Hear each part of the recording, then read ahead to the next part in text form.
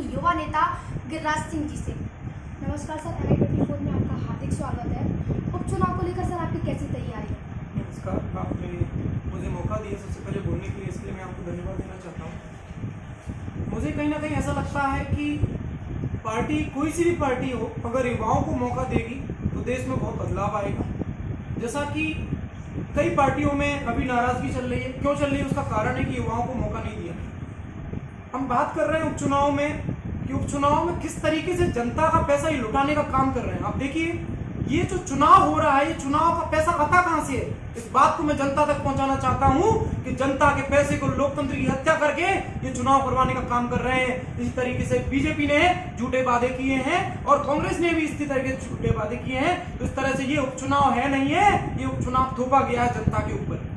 आप बोल रहे हो लोकतंत्र की हत्या हो रही है, तो लोकतंत्र की हत्या किस प्रकार हो रही है, क्या आप हमारे दर्शकों को बता बताएंगे? बिल्कुल, लोकतंत्र की हत्या इस प्रकार हो रही है कि जब जनता ने आपको चुनकर भेज दिया, जब आपकी सरकार बन चुकी है, उसके बाद दोनों पार्टियों ने, बीजेपी और कांग्रेस ने जब झूठा वादा करके सरकार अपनी बना ली, उसके बाद बीजेपी ने भी कुछ ऐसा काम किया जिससे उनकी सरकार गिर जाती है और ये लोकतंत्र की हत्या कहलाती है। लोकतंत्र की हत्या का मतलब होता है जब जनता ने आपको चुनकर भेजा दिया, आपने पूरे वादे नहीं किए, उसके बाद क्या होता है? उसके बाद यही होता है कि ये लोग सरकार बनाने का काम करते हैं और 27 के 27 विधायक खरीदे जाते हैं और उसके बाद इसी तरीके से कांग्रेस झूठे वादे करती है, बीजेपी झूठे वादे करती है। मैं आपको इस चैनल के माध्यम से बताना चाहता हूं, अगर मैं युवा यहां से अगर विधायक बनता हूं, MLA बनता हूं पौरी से, तो मैं युवाओं के बीच में किसानों के लिए, रोजगार के लिए, स्वास्थ्य के लिए, जो आपकी देश की नींव होती है, जो रीढ़ की हड्डी होती है, उसके लिए मैं काम करूंगा।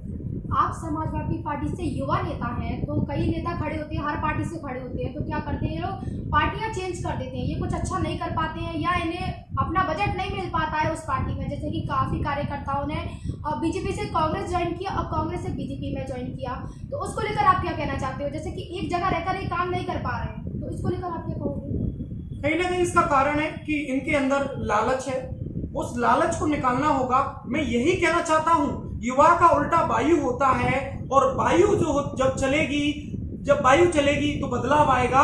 इन लोगों का क्या है? लालच है।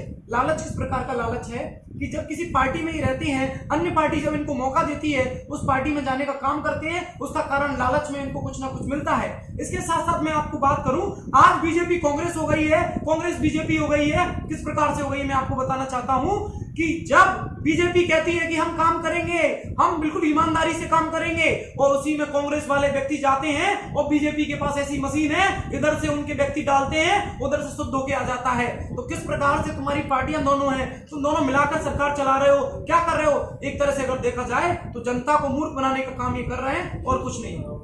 ये थे हमारे साथ समाजवादी पार्टी के युवा नेता, जो कि हमारे देश का आने वाला भविष्य है। सर, मैं आपसे एक और इम्पोर्टेंट क्वेश्चन करूंगी। जैसे कि आपने पॉलिटिक्स ज्वाइन किया, क्या आपका एक नया मोटिव था, क्या आपका एक नया उद्देश्य था कि आप उसको लेकर पॉलिटिक्स में आना चाहते थे, या फिर कुछ ऐसा हुआ जिसको आपको पूरा करना था, या फिर कोई भी बात ऐसी क्या आपको लगा जो आपने पॉलिटिक्स ज्वाइन किया? एक्चुअली मैंने इंजीनियरिंग किया है 2012 में। I have done bachelor of engineering. मैंने इंजीनियरिंग किया, उसके बाद मैंने MBA किया और MA इंग्लिश भी किया है, और मैं इंजीनियर था दिल्ली में। उसके बाद मैं टीचर बन गया, मैं कौटिल्य अकेडमी पढ़ाने लग गया। मुझे कहीं ना कहीं देश के अंदर जो समस्याएं हैं, मैं जब भी गाँव में आता था तो मुझे देखने को ये मिलता था कि नेता कैसे कैसे वादा करके जाते हैं, झूठे वादे करके जाते हैं, और लोग उसी तरह से परेशान है। मतलब देखा जाए, जो अमीर है वो अमीर होता जा रहा है, जो गरीब है वो गरीब होता जा रहा है। तो मुझे कहीं ना कहीं ऐसा लगा, इस देश की राजनीति में जब तक पढ़े लिखे युवा नहीं आएंगे तो देश की राजनीति में बदलाव नहीं आएगा।